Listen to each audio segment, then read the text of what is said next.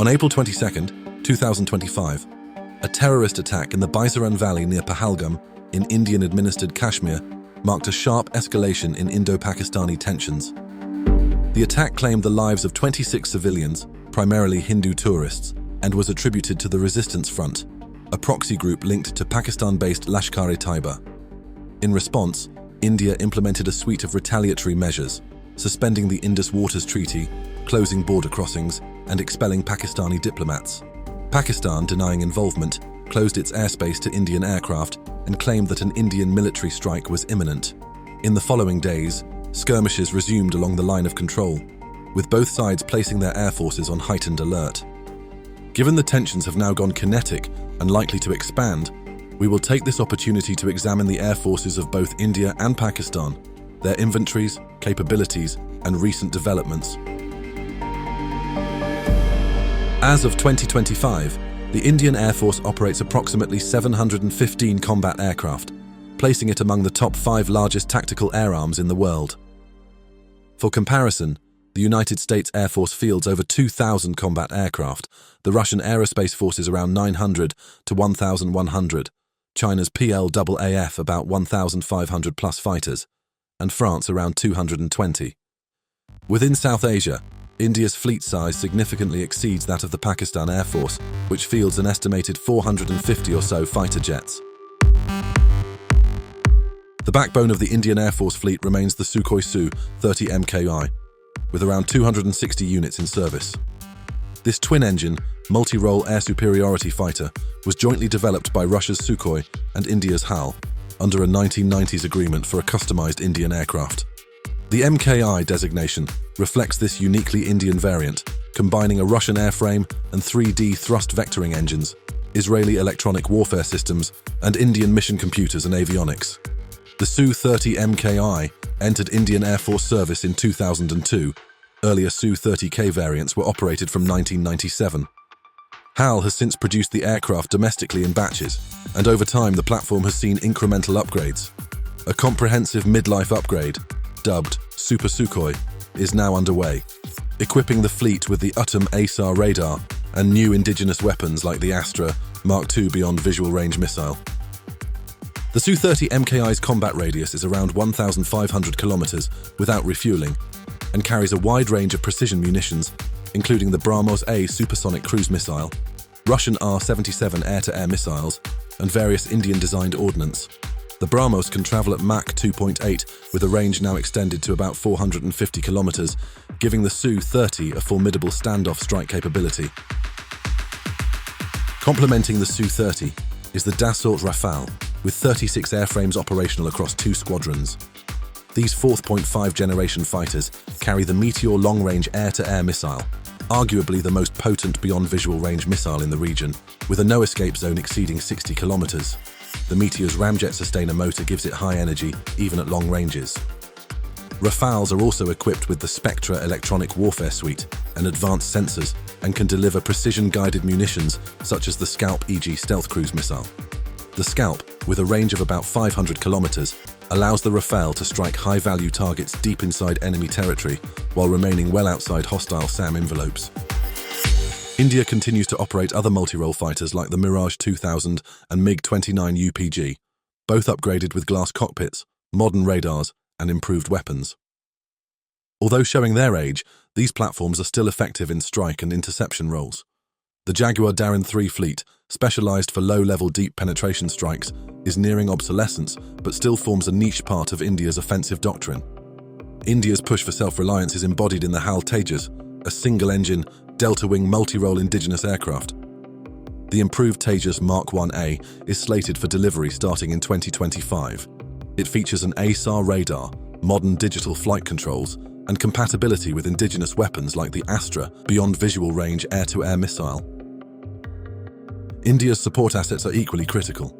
They operate a strategic airlift fleet of C-17 Globemasters, C-130J Super Hercules, IL-76, and the Antonov 32 for transport and logistics.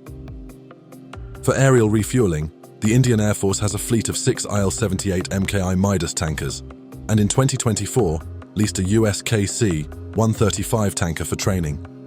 They have also approved the wet lease of an Airbus A330M RTT from the French Air Force for a 3-year term, significantly extending the operational radius of their Su-30s and Rafales during long-range missions.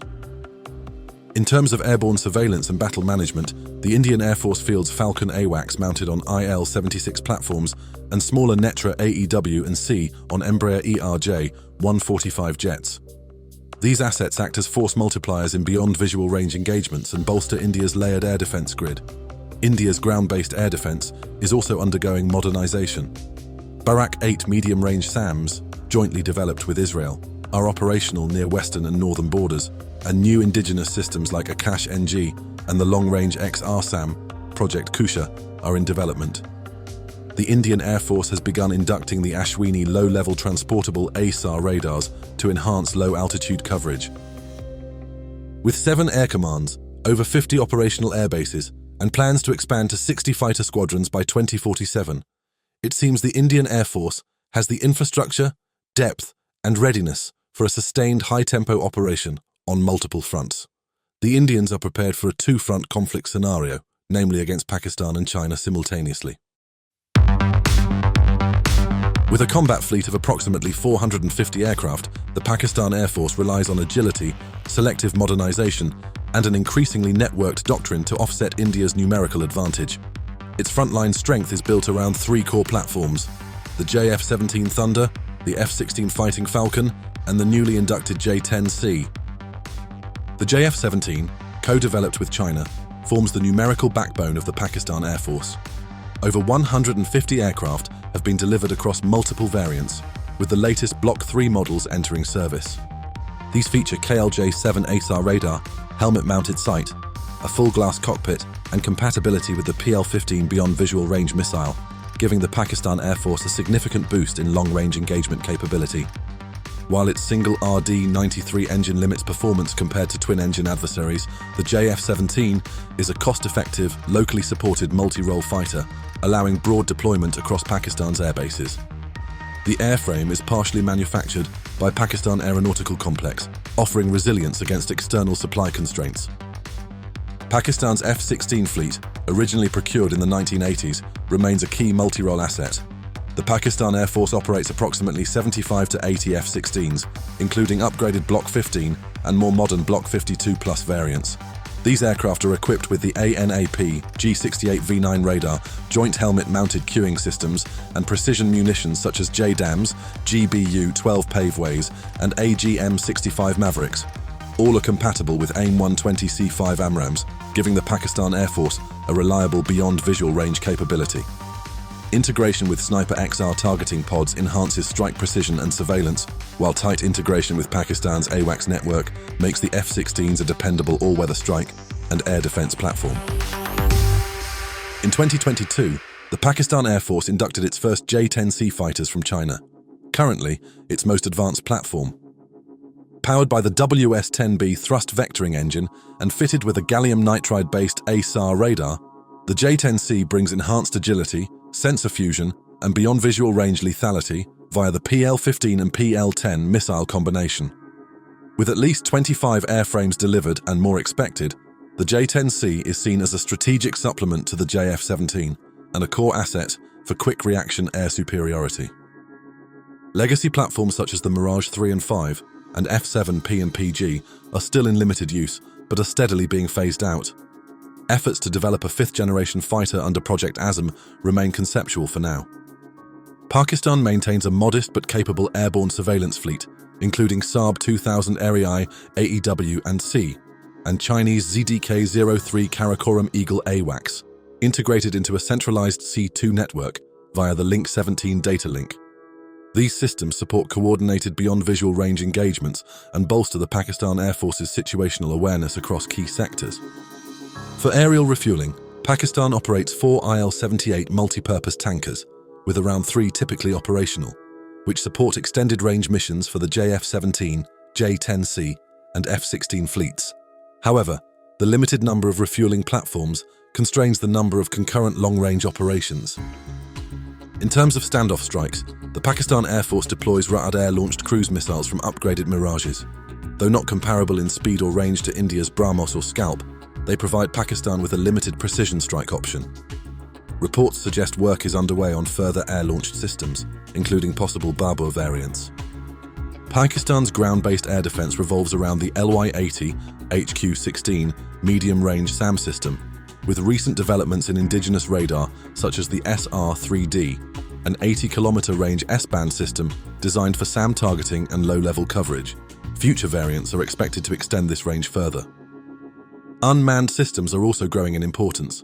The Sharpar-3, a locally developed medium-altitude long-endurance unmanned combat aerial vehicle, can carry a 500-kilogram payload and loiter for over 24 hours. Armed variants are expected to enter service soon, supplementing existing ISR platforms like the Wing Lung 2 and earlier Sharpar variants. Geographically, the Pakistan Air Force ensures strategic flexibility by dispersing squadrons across major and forward air bases. Key installations include Pakistan Air Force Base Mushaf in Sargodha, Shahbaz in Jacobabad, Masroor in Karachi, and forward locations such as Skardu, which has seen deployments of JF-17s during periods of tension. There is no doubt that although small, the Pakistan Air Force has shaped itself into a lean, adaptive, and technologically agile force. Its strength lies not in numbers, but in integration, modernization, and asymmetric capability, designed to maintain deterrence and tactical flexibility in a high-stakes regional environment. As we watch the unfolding of an Indian-Pakistani confrontation, the outcome would obviously depend on many variables such as scale, duration, and geography of the conflict. Nevertheless, as of May 7, 2025, we have made a few informed comparisons based on key areas of capability, and you can read about them either on our Substack or our membership site. See the links in the description. Thanks for watching, and if you appreciate what we are doing, please subscribe and support us by checking out our merchandise shop.